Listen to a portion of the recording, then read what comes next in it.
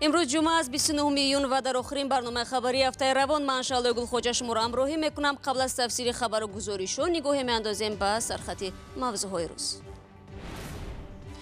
دادگاه حکمش را در مورد دعوای زنی که از خانه محروم شده بود صادر کرد. خبرنگاران تاجیک و قرغیز نقش رسانه ها را در حل بحث‌های مرزی میان تاجیکستان و قرغیزستان معین نمودند. و لباس ورزشی برای زنان جامعه محافظه‌کار اسلامی، آیا این امکان پذیر است؟ در عربستان سعودی چنین تجربه راه اندازی شده است. زنان از دستگیری حکومت الهام گرفتند. حکومت به زنان مشورتی ورزش داده است. دادگاه نویای سانگوار ساکن 63 ساله این منطقه را در خودکشی کلینش گناهکار دانست و او را به 5.5 سال زندان حکم کرد. فریضه خوجه نظری 21 ساله ماه فوریه دست به خودکشی زده بود. حکم دادگاه نویای سانگوار امروز در میدان باز در حضور 10 زن و مرد نویه اعلان شد. مسئولان دادگاه گفتند این عبرت برای دیگران است تا نسبت به کلینهایشان رفتاری نادرست نکنند. زهرا جورابک و که تاکنون در آزادی قرار داشت پس از اعلان حکم به حبس گرفته شد. جورابک و در سخن آخرین گفت در مرگ کلینش خودش را گناهکار می‌داند و آماده است زندانی شود، اما وقتی حکم او را خواندند از هوش رفته است. از این پیش پدر فریضه خوشدامن دخترش را بخشیده بود و گفت نسبتش هیچ دعوایی ندارد. از فریضه کودکی 1.5 ساله باقی مانده است. در پی گزارش رادیوی آزادی دادگاه ولایت ختلان به قضیه زیورنیسا محمدعلیова دخالت کرده است. ماه پیش منزل این زن را با قرار رئیس نویه بخش به خاطر بنیاد باغ ولنگار کردند و او با نشان اعتراض سرکخورد. با گذشت 1 ماه همکارم دیگر باره با این زن ملاقات داشت. شادی زیورنیسا محمدعلیова پایان ندارد. این ورق را دلیل برقراری عدالت می‌داند و بنابر همین محکم گرفته است. این بخش قربان تپه همش طرف تبونه که حاضر 100 بار شکرانه میکنم ای کارمندان شما مینداری از رادیوی آزادی که دستگیریم کردسته. زیورنیسا 1 ماه پیش با نشان اعتراض به عمل همسایش که زمینش را از خود و خانهش را ویران کرد میخواست با فرو بردن سرکاه خودکشی کند. خبرنگار رادیوی آزادی وقتی رفتن به دهه کلتشور وخش او را در حلقه اقربا و همسایه ها دید. او را از بیمارخانه آورده بودند. طبیبان او را از مرگ نجات دادند. در این ویرانه خانه بود و موضوع بحث 2 همسایه در دادگاه مرافعه آنها ادامه داشت. از سال 1988 در این زمین پدر زیورنیسا یک خانه بنیاد کرد و آن را به دختری بیوه مانده‌اش میراث گذاشت. همسایه‌اش باشد زمین آن را چون خواجگی دهقانی اوزار ثبت نام کرده همان روزی که دستور دادگاه شهر باختر درباره تعطیل حکم قبلی سود به بخش رسید با فرزندانش خانه زیورنیسا را ولنگار کردند. آخرین حجت هم که دادگاه در اختیار زیورنیسا گذاشت همین حکم سود شهر باختر است که تا بررسی پرونده اجرای حکم سود بخش را تعطیل کرده است و در آن امضای مسئولان سود بخش است. بعد از آن که از حیات این زن گزارش رادیوی آزادی نمایش داده شد، تاجیکان از خود تاجیکستان و بیرون از آن در شبکه‌های اجتماعی از ظلم دیدن زیورنیسا صدا بلند کردند. تفتیشات دوباره شد و دستگیریم کردن. ای تمام جا زنگ زدن من. ای حالم به خبر شدم. چی حال داری؟ گفتم میپرسیدن من. که تا این روزه نمیپرسیدن. رئیس ناحیه وخش با یک قرار زمین را که او به خود منسوب میدانست از خواجگی دهقانی اوراز گرفته به صاحب قبلیش یعنی خواجگی ذات‌پروری مشعل برگرداند. زیورنیسا میگوید این تنتنه عدالت است هرچند جبران خانه‌ای ویران شدهش او را نگران کرده است.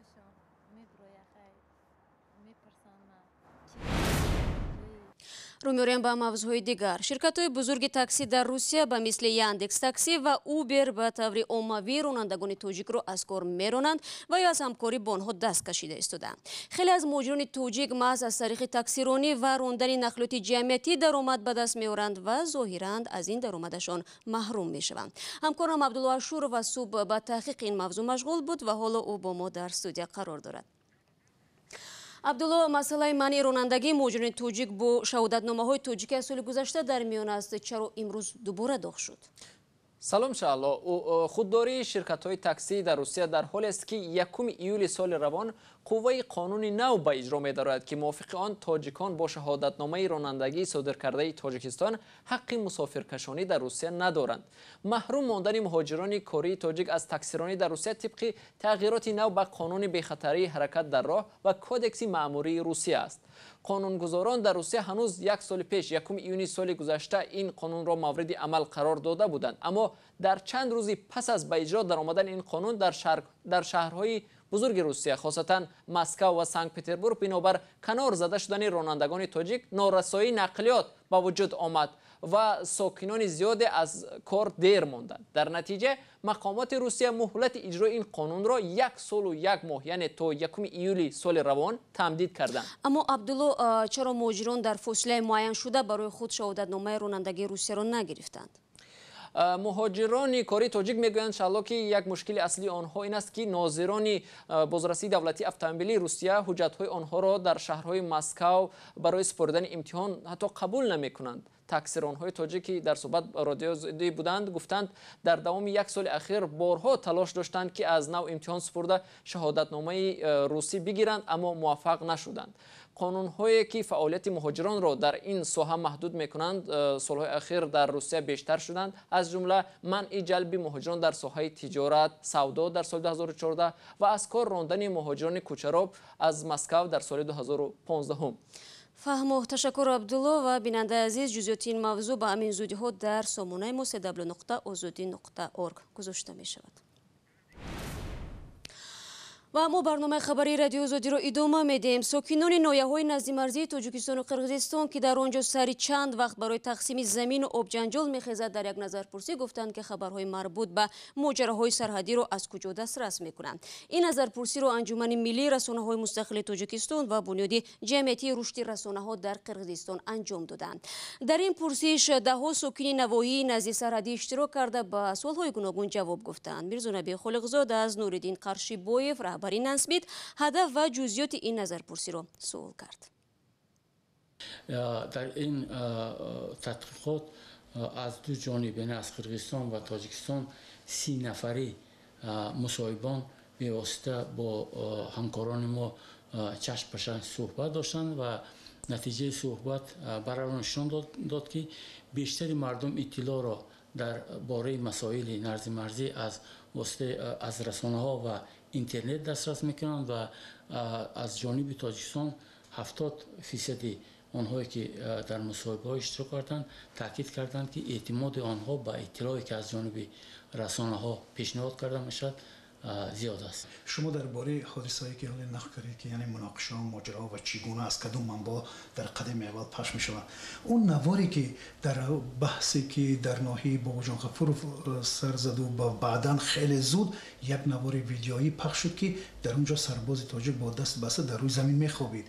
ин гуна хабарҳо чӣ гуна пахш чӣ таъсир мерасонад? ин гуна хабарҳои иғвоангез аст ба назари ман ва истифода кардани чунин навору иттилоот боиси иғво андохтан миёни мардум аст. шумо худатон ҳам огаҳ ҳастед ки баъд аз пахш кардани чунин навор дар шабакаҳои иҷтимоӣ баҳсҳои хеле доғ ҳам рух доданд ва ин баҳсҳо ҳам аз доираи ахлоқ ҳам аз доираи қонун берун буданд, яъне ҳатто буд даъватҳо барои интиқом. мақсади аслии ин лоиҳа ба ҳам овардани рӯзноманигорони Тоҷикистон, Қирғизистон аст ки дар ҳолати пайдо шудани кадом як иттилоъ дар бораи муноқиша ё дар бораи ҳодиса дар марз аз ҳар ду ҷониб назарҳо пешниҳод карда шаванд. рӯзноманигорон тавонанд ки бо ҳамкасбои худшон дар Қирғизистон дар тамос бошанд ё ки аз Қирғизистон ба ҳамкасбои Тоҷикистон дар тамос бошанд, то ки ҳамин мушкилотро воқеӣ ва ҳамаҷониба инъикос кунанд. шакли комили суҳбати Мирзонаби Холиқзодро бо Нуриддин Қаршибоев метавонед дар сомонаи мо ва Озоди видео YouTube пайдо кунед. мегузарем ба мавзӯи ҷаҳонӣ. бо ба сари қудрат омадани валиаҳд Муҳаммад бин Салмон дар Арабистони Саудӣ ба вижа занон аз имкониятҳои бештар бархурдор шуданд. аз ҷумла салоҳиятҳои пулиси мазҳабӣ маҳдуд гардид, иҷозаи баргузории консертҳои мусиқӣ содир шуд ва бахше аз ҳуқуқи занон аз ҷумла ҳаққи ронандагӣ ба расмият шинохта шуд. мутаносибан Занони Саудӣ низ аз чунин ислоҳот истиқбол ва аз имкониятҳои фароҳамшуда истифода мекунанд. روزی که زنهای سعودی از حق رانندگی برخوردار شدند، در شهر جیده خانم ایمان جوهرجی همراه با 3 دوگانش به ساحل بحر رفت و در آنجا از ماشین به دوچرخه نشست. کسی مانع حرکت آنها نشد. با شرافت اصلاحات فراگیر تحت سرپرستی ولیعهد عربستان سعودی محمد بن سلمان، زنان در جامعه محافظه‌کار این کشور از حق رانندگی و آزادی‌های بیشتر در کار و حیات اجتماعی بهره‌مند شدند. کشورهای غربی از این اصلاحات استقبال می کنند، ولی دولت سعودی هنوز به دیگراندیشی تحمل زیاد ندارد. شماری از فعالان حقوق که سالهای پیش بر ضد منع ماشینرانی زنان معرکه پیش می بردند تحت تعقیب قرار دارند. هنوز در عربستان سعودی نظام سرپرستی رایج است و زن برای گرفتن شناسنامه و سفر به خارج باید از مرد سرپرست اجازت گیرد. خانم جوهرجی میگوید زنان در آغاز راه طولانی قرار دارند، ولی به هر حال کاهش صلاحیت پلیس اخلاقی که 2 سال پیش قبول شده است به تغییر نمود ظاهری زن در جایهای جمعیتی کمک میکند.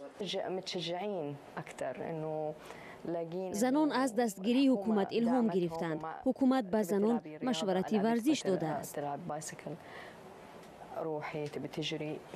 این زن 43 ساله سعودی در سال 2007 برای خود یک پیراهن عنعنوی عربی عبایه دوخت و آن را عبایه ورزشی نام داد.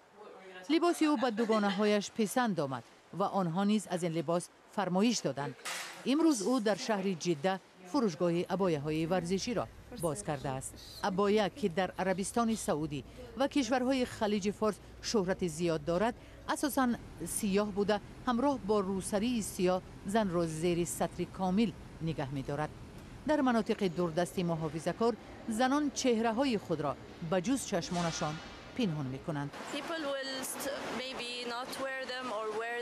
احتمال با مرور زمان عبایه تغییر یابد، شاید کوتاه شود، ولی ما هیچ گاه عبایه را کنار نمیگذاریم.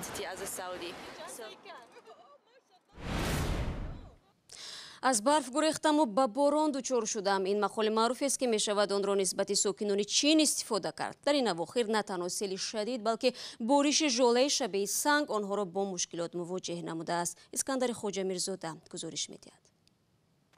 باران‌های شدید اخیر ماه ایون فعالیت نقلیات و اینفراساختار شهرهای سراسر چین را با مشکل مواجه کرده است. صبح روز پنجشنبه شبکه متروی شهر چنگدوی ولایت سیچوان زیر آب ماند. مأموریت مترو با قبول چاره‌های فوری تا نصف روز رفت و آمد قطارها را برقرار و ایستگاه‌ها را از آب و لای پاک نمود. باران شدید رفت و آمد مردم و نقلیات در کوچه‌های چنگدو را هم بسا دشوار کرده بود.